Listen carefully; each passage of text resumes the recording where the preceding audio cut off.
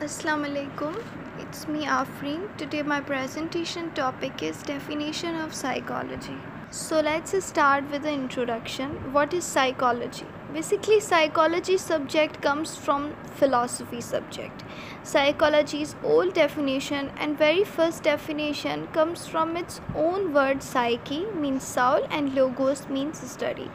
So psychology is the study of soul या mind भी आप कह सकते हैं, यानी कि इंसान के अंदर में क्या चल रहा है, उसके माइंड में क्या चल रहा है, उसकी स्टडी को साइकोलॉजी कहा जाता है।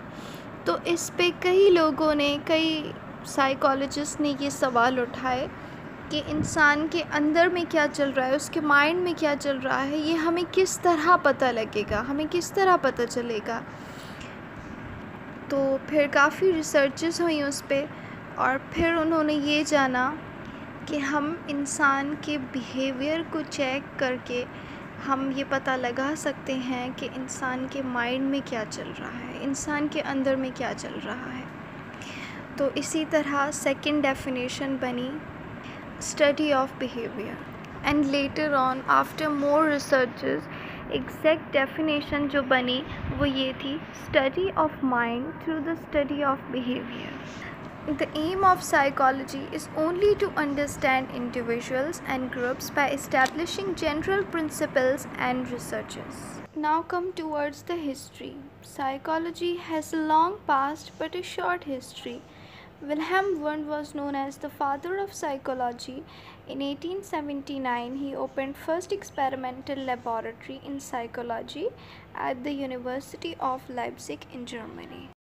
This is the image of his laboratory where he is working and studying his experience. Secondly, psychologist was William James. In 1890, he published Principles of Psychology. Sigmund Freud in 1896 was the founder of psychoanalysis.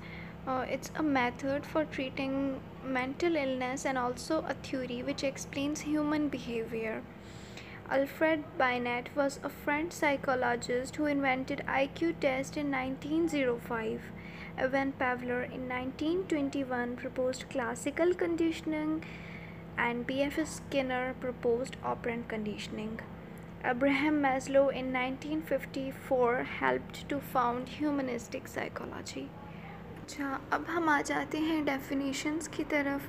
तो पहली definition जो doctor Aarham हमें देते हैं वो ये कहते हैं कि psychology is the scientific study of the behaviour of humans and animals, यानी कि ह्यूमन और एनिमल्स दोनों के बिहेवियर को पढ़ते हैं। इसमें बिहेवियर में सारी चीज़ें आ जाती हैं, जैसे ह्यूमन की नेचर आ गई और बात करने का तरीका, हमारी किसी भी चीज़ को अडॉप्ट करने का स्टाइल, कि हम कैसे पढ़ते हैं, कैसे किसी चीज़ को समझते हैं, ये सारी चीज़ें बिहेवियर में आ जाती हैं।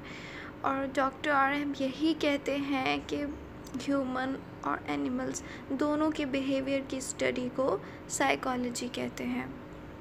सेकंड डेफिनेशन वुडवर्थ हमें देते हैं, वो कहते हैं कि psychology is the science of activities of individual in relation to the environment, यानी कि हर इंडिविजुअल की एक्टिविटी क्या है उसके एनवायरनमेंट में, उसके इर्द गिर्द जो लोग हैं सराउंडिंग्स में, उन सब के साथ वो कैसा है, उसकी एक्टिविटीज़ उन सब के साथ कैसी हैं, उनके खेलने का स्टाइल भी आ जाता है इसमें और कई लर्निंग एक्टिविटीज़ भी आ जाती हैं इसमें। थर्ड डेफिनेशन जो है वो गिलफोर्ड हमें देते हैं, वो कहते हैं कि psychology is the science of mental activity of an organism, यानी कि किसी भी इंसान के दिमाग को पढ़ना।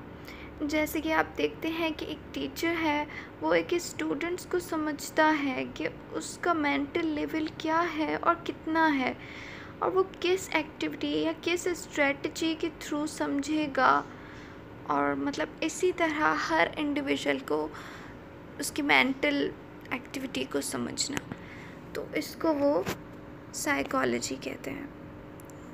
अच्छा, उसके बाद वॉटसन क्या कहते हैं कि psychology is the positive science of behaviour. अच्छा, इसमें ये आ जाता है पॉजिटिव बिहेवियर मीन्स कि गुड बिहेवियर इंसान का, इसमें कि वो किस तरह बात करता है और वो किस तरह ट्रीट करता है, किस तरह हेल्प करता है, अखलाक जैसे ये सारी चीज़ें गुड बिहेवियर में आ जाती हैं इस पे। तो इसकी स्टडी को वाटसन साइकोलॉजी कहते हैं।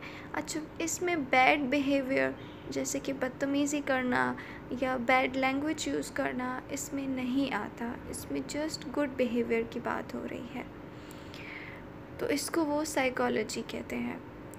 अच्छा, क्रूज कहते हैं कि psychology is the science of human behaviour and experience.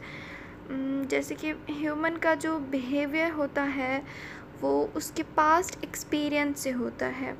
उसके स्टडी को समझना, साइंस को समझना कि ह्यूमन का बिहेवियर इस वजह से क्यों है, उसके पास्ट एक्सपीरियंस को जानना और फिर एंड में इन सारी चीज़ों को रिलेट करना कि उस इंसान का बिहेवियर ऐसा क्यों है, उसके पास्ट एक्सपीरियंस की वजह से या नर्चर की वजह से। तो इस साइंस को साइकोलॉजी कहते हैं, क्रूज। अच्छा, अब एरिक पेटिफर कहते हैं कि psychology is an art which is present itself as a science. अच्छा, आर्ट के अंदर क्रिएटिव स्किल्स आ जाते हैं, हमारी इमेजिनेशंस आ जाती हैं, तो इन सारी चीज़ों को कहीं पे अप्लाई करना, मतलब एरिक पेटिफर यही कहते हैं ना कि साइकोलॉजी इज़ एन आर्ट।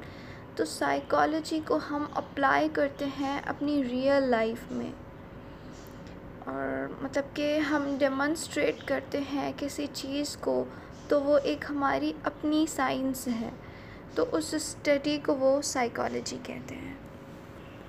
अब चार्ल्स स्किनर कहते हैं कि psychology deals with the responses to any and every kind of situation that life presents. यानी कि कोई भी इंडिविजुअल, यानी कि कोई भी इंसान किसी भी अपनी ज़िंदगी की किसी भी सिचुएशन को किस तरह डील करता है, हैंडल करता है, तो उसको साइकोलॉजी कहते हैं वो। Okay, so this was my presentation. I hope you all understand very well. Thank you so much. Allah Hafiz.